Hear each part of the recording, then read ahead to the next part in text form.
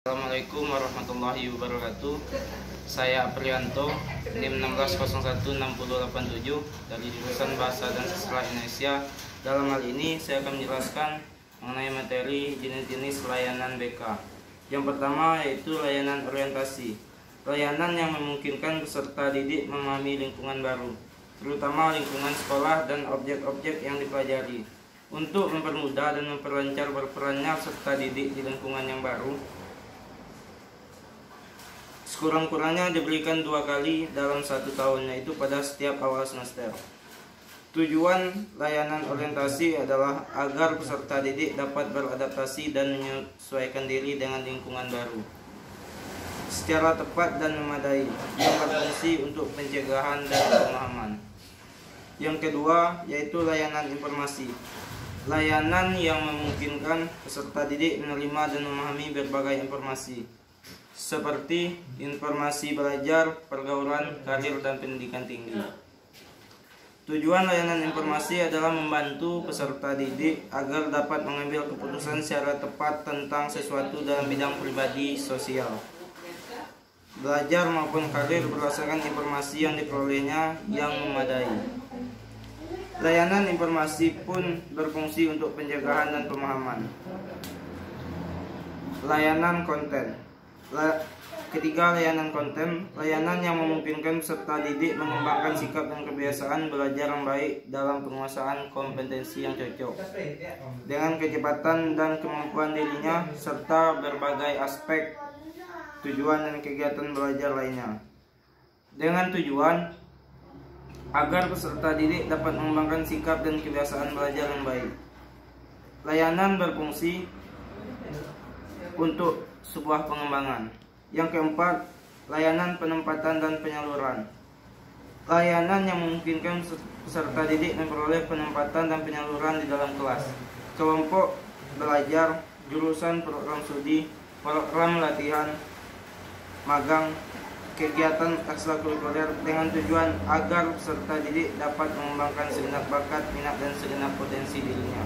Nah, yang kelima yaitu layanan konseling perorangan. Layanan yang memungkinkan peserta didik mendapatkan layanan langsung tatap muka secara perorangan untuk mengentaskan permasalahan yang dihadapinya dan perkembangan dirinya. Nah, tujuan dari layanan konseling perorangan ini adalah agar peserta didik dapat mengentaskan masalah yang dihadapi oleh dirinya sendiri. Nah, selanjutnya layanan bimbingan kelompok. Layanan yang memungkinkan sejumlah peserta didik secara bersama-sama melalui dinamika kelompok bersamanya. Bersama-sama melalui dinamika kelompok memperoleh bahan dan membahas pokok bahasan topik tertentu untuk menunjang pemahaman dan pengembangan kemampuan sosial oleh dirinya sendiri, serta untuk pengambilan keputusan ataupun tindakan tertentu melalui dinamika kelompok, dengan tujuan agar peserta didik dapat memperoleh bahan dan membahas pokok bahasan tertentu untuk menunjang pemahaman dan